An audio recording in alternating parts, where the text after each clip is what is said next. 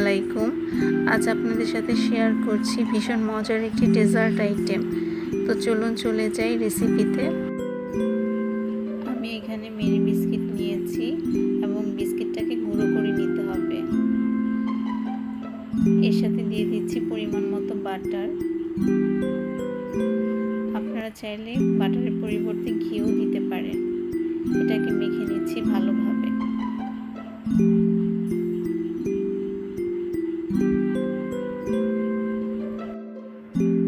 এখন আমি এই ডিশে বিস্কিটের গুঁড়োগুলো দিয়ে দিচ্ছি।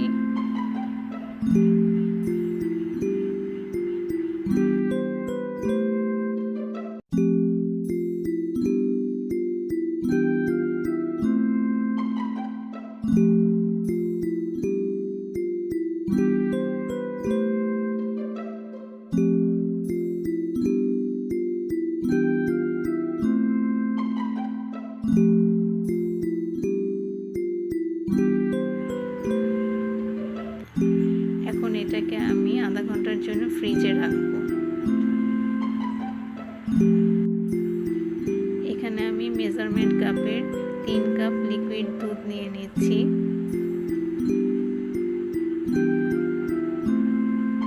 সাথে দিয়ে দিচ্ছি গুঁড়ো দুধ।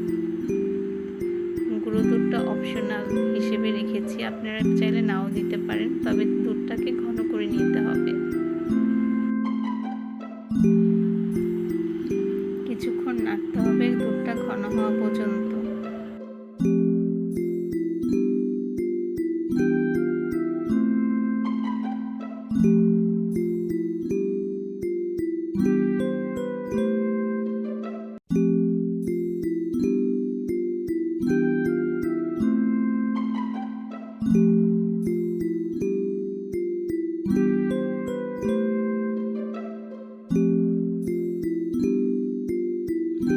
আর এখন আমি কনডেন্স মিল্ক দিয়ে দিচ্ছি।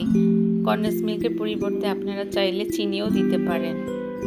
আর এখানে কনডেন্স মিল্কটা লালচে হওয়ার কারণ হচ্ছে আমি এটা নিজের হাতে যেহেতু বানিয়েছি, এখানে আমি লাল চিনিটা ব্যবহার করেছি।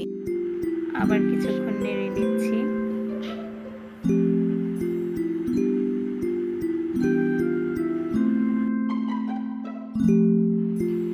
এখন আমি দিয়ে দিচ্ছি আগার আগার পাউডার।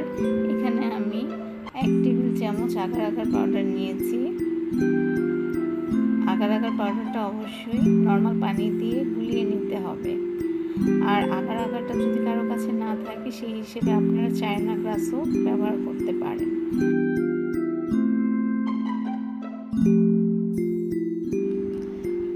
আমি এটাকে আরও 5 মিনিটের মতো চুলায় রাখবো এবং অবশ্যই বারবার নেড়ে দিতে হবে, না হলে পুড়ে যাওয়ার সম্ভাবনা থাকে।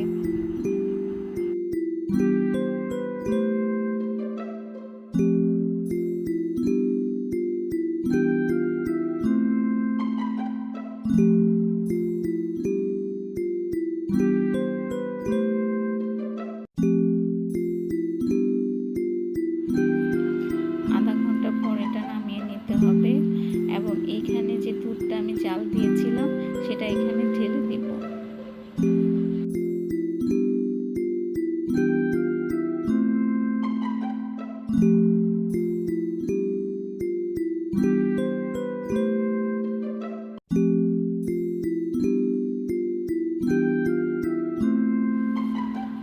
এখন আমি এটাকে আরো আধা ঘন্টার জন্য ফ্রিজে রেখে দিব। আমি এখানে ফস্টার ক্লার্কের জেলোটিনটা নিয়েছি, পুরো প্যাকেটটাই নিয়েছি আমি এখানে। আর আপনারা জেলোটিনটা কেনার সময় অবশ্যই হালাল কিনা তা দেখে নেবেন। আমার জেলোটিনটা স্ট্রবেরি ফ্লেভারের, আপনারা চাইলে যে কোনো ফ্লেভারের নিতে পারেন। এখানে পানি নিয়েছি, প্যাকেটের গায়ে লেখা ছিল যেরকম পরিমাণ, আমি এখানে 2 কাপ নিয়েছি। সাথে জেলোটিনটা দিয়ে দিচ্ছি। পানিটা অবশ্যই ফুটিয়ে নিতে হবে। জেলোটিনটা গলা পর্যন্ত আমি এটাকে চুলায় অনবরত নাড়তে থাকবো।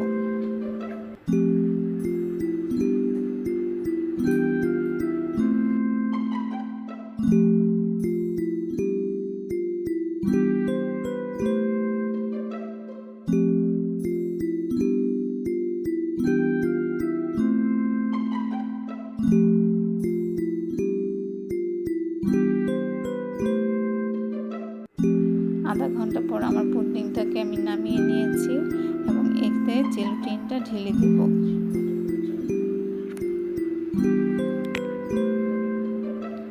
এখন এটাকে আমি 1 ঘন্টার জন্য ফ্রিজে রেখে দিব। তো তৈরি আমার মিল্ক পুডিং। যে কোনো অকেশনে বা জন্মদিনে পার্টিতে একদিন আগে এটা তৈরি করে ফ্রিজে রেখে ঠান্ডা সার্ভ করতে পারেন। এটা খেতে যেমন মজা তেমনি দেখতেও খুবই লোভনীয়। আশা করি আমার এই মিল্ক পুডিংটা আপনাদের ভালো লাগবে। আর যদি ভালো লেগে থাকে তাহলে অবশ্যই সাবস্ক্রাইব করবেন, লাইক দিবেন, কমেন্টস করবেন আর ভালো থাকবেন। আল্লাহ হাফেজ। আসসালামু আলাইকুম।